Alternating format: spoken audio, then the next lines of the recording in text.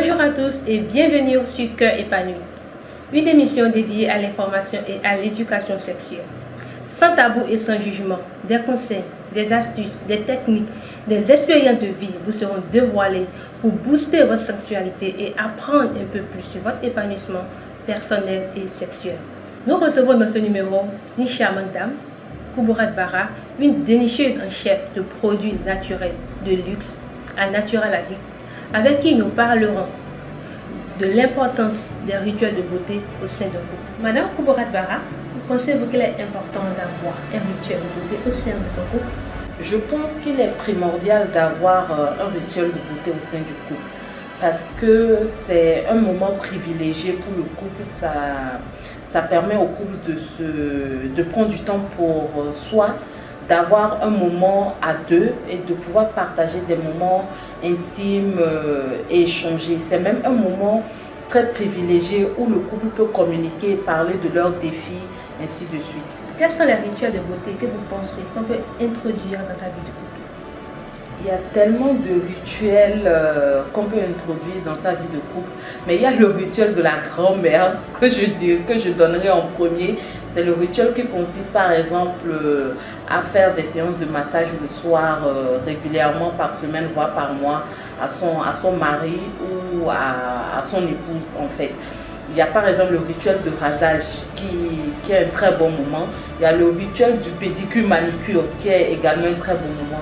Mais le rituel que je conseille beaucoup au couple, c'est le rituel du gommage de la peau en fait. Le rituel cutané qui consiste à faire un gommage du visage, que ça soit pour l'homme ou que ça soit pour la femme.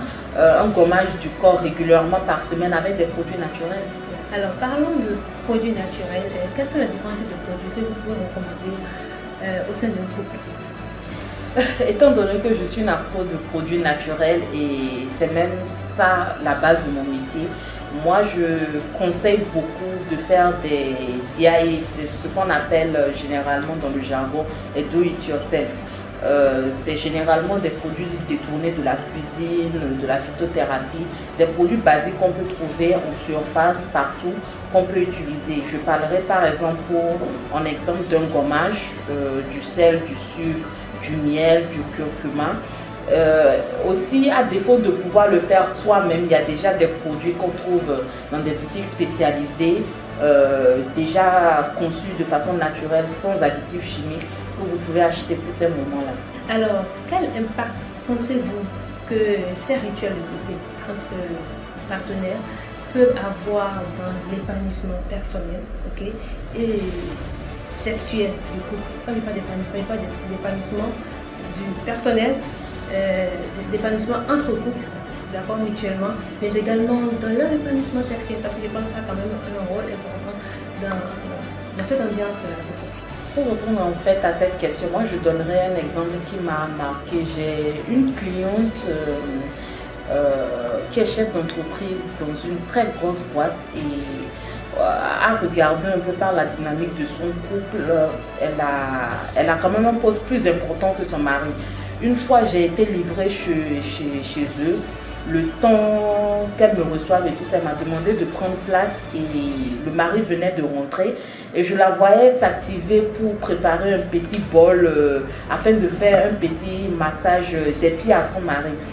J'ai regardé en fait le couple et la chose qui m'est venue en tête, c'est toute cette idée préconçue que nous avons de la femme diplômée, cadre, chef d'entreprise, mère, qui aujourd'hui devient de plus en plus dégradée parce qu'on ne veut pas la voir avec certains types de postures de femmes soumises. En fait, pour moi, de par son acte, j'ai vu de la soumission. Et dans un couple comme ça, on ne peut qu'avoir des moments de communication et de partage.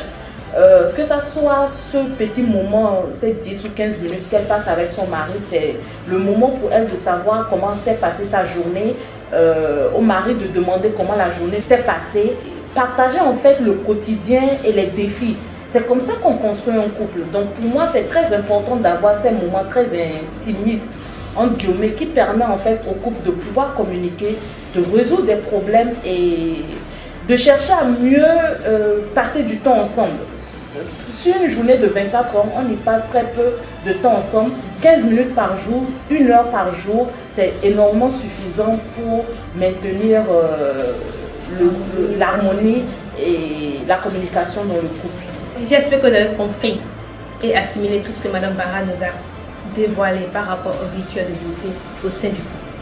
C'est très important pour un couple d'avoir un rituel de beauté. Et en tant que psychothérapeute, j'aimerais quand même dire et ajouter qu'il est primordial pour un couple d'avoir ces rituels de beauté-là, parce que lorsque nous rentrons dans le domaine de l'épanouissement sexuel par exemple, et que nous commençons une exploration pour sentir son partenaire, nous rentrons dans les préliminaires pour aboutir à un acte sexuel, et que vous commencez par sentir le corps de votre partenaire. Si par exemple vous n'avez pas l'habitude d'avoir des rituels de beauté au sein de votre couple, de faire des gommages, de faire des massages pour exfolier votre corps par exemple, et que vous tombez, si par exemple un des partenaires a une odeur forte, ça peut couper l'élan de l'amour, ça peut couper l'envie de continuer et ça peut couper souvent l'aboutissement d'un acte sexuel plein et épanoui. Et c'est des trucs qu'on vit au quotidien, c'est des trucs que j'entends au quotidien. Donc avoir des rituels de beauté, gommer son corps, prendre soin de son corps, tailler les ongles de son mari, c'est pas un moment aussi. Et surtout, je vais dire, comme elle a dit, elle a cité du curcuma, elle a cité du café, elle a cité du sel, du sucre. C'est très important aussi de les utiliser pour gommer son corps et surtout l'entrejambe de son corps. Si vous êtes par exemple des fanatiques de la fellation ou du cunnilingus, parce que c'est un endroit qui est vraiment très fermé, on oublie très souvent de prendre soin de cette partie de son corps, de l'entrejambe. Or, ça dégage souvent des odeurs vraiment très fortes et qui n'est pas surtout agréable dans l'épanouissement sensuel d'un couple. Alors, on fait des gommages là par moment et réciproquement, ça fait beaucoup plus de moments d'intimité, de complicité et vous apprenez à découvrir le corps de votre partenaire, vous acceptez son corps et tout cela rentre dans l'harmonie, dans le bien-être. Et quand c'est comme ça, vous vivez une vie pleine et épanouie avec une confiance totale pour l'un et l'autre et sans complexe. Alors, je pense que c'est la fin de ce numéro. Nous remercions toute l'équipe, Mme Barra, de nous avoir consacré son temps pour ce numéro-là. Alors, n'hésitez pas à partager si vous avez aimé la vidéo, mais également commenter, laissez-nous des astuces. Si vous avez déjà vécu des expériences pareilles, si ça a causé ça a été un boost pour vous ou un problème dans votre vie de couple, peu importe l'expérience que vous avez vécue par rapport à un manque de beauté dans votre vie de couple, n'hésitez pas à laisser des commentaires et merci beaucoup et à très bientôt.